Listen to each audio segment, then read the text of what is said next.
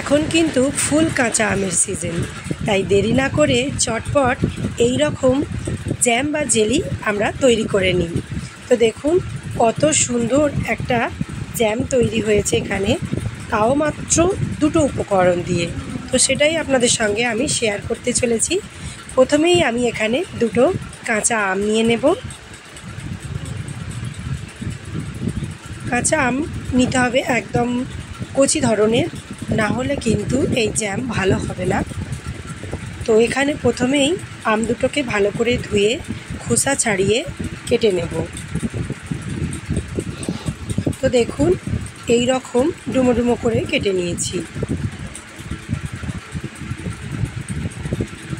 আর এখন থেকে এই চ্যানেলে কুকিং ভিডিও দেয়া হবে।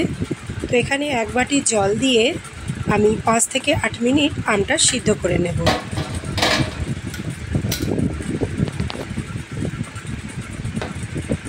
দেখুন আমগুলো সিদ্ধ হয়ে গিয়েছে আর জলটা অনেকটা রয়ে গিয়েছে, তাই জলটা আমি ছেঁকে নেব।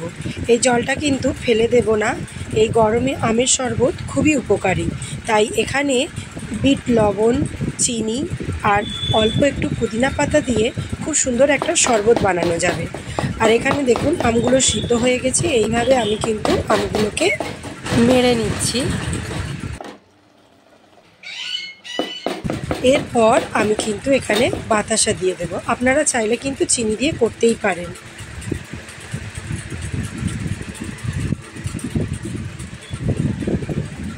তো 8-2 মিনিট আমি এই বাতাসাটা গলিয়ে নেব।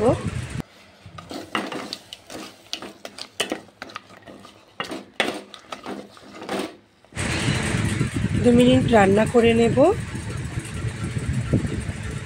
তো ততক্ষণে চ্যানেলে যদি নতুন হয়ে থাকেন চ্যানেলটি সাবস্ক্রাইব করে রাখার অনুরোধ করব। এই রকম আরও নতুন নতুন রেসিপি আসবে এই চ্যানেলে।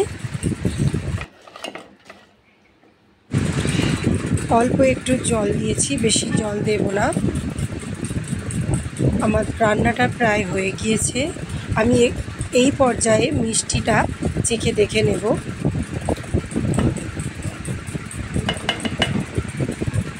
যেহেতু এটা কাঁচা আমের, তাই অল্প একটু সবুজ ফুড কালার দিচ্ছি। দেখুন মুহূর্তে কি সুন্দর কালারটা হয়ে যাবে। এটা কিন্তু শুধুমাত্র সৌন্দর্যের জন্য, এতে কিন্তু টেস্ট একদমই বদল হবে না। আপনাদের ফুড কালার না থাকলে হাতের কাছে নাই দিতে পারেন। তো বাড়িতে একবার হলেও ট্রাই করতে পারেন আজকের এই কাঁচা আমের জ্যাম বা জেলি।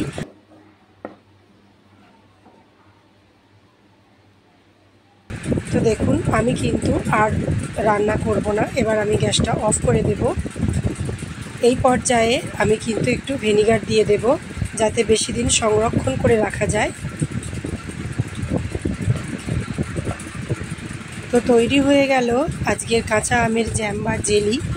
তো দারুণ হয়েছিল। এটা যদি আপনারা নর্মাল ফ্রিজে রাখতে পারেন অনেক দিন সংরক্ষণ করে রাখা যাবে, আর যদি বাইরে রাখেন তাও অনেক দিন ভালো থাকবে। মাঝে মধ্যে একটু রৌদ্রে দেবেন, তাহলেই হবে। তো দেখুন কত সুন্দর জ্যামটা হয়েছে, খুব লোভনীয় হয়েছে। আমার মেয়ের থেকে আমি বেশি খেয়ে নিয়েছি, এত টেস্ট। তো যাই হোক, এইভাবে যদি আপনারা রুটি বা পাউরুটি দিয়েও খান দারুণ লাগবে। তো বাচ্চাদের খুব প্রিয় একটা জিনিস, অবশ্যই বাড়িতে ট্রাই করবেন। আর রেসিপি ভালো লাগলে অবশ্যই লাইক করবেন। চ্যানেলে নতুন হলে চ্যানেলটি সাবস্ক্রাইব করে পাশে থাকা বেল অপশনটি অল করে রাখবেন, যাতে করে এই রকম আরও নতুন নতুন রেসিপি আপনারা দেখে নিতে পারেন। তো দেখা হচ্ছে নেক্সট ভিডিওতে। সবাই ভালো থাকবেন। আজকের মতো এখানেই টাটা, আল্লাহ হাফিজ, আসসালামু আলাইকুম।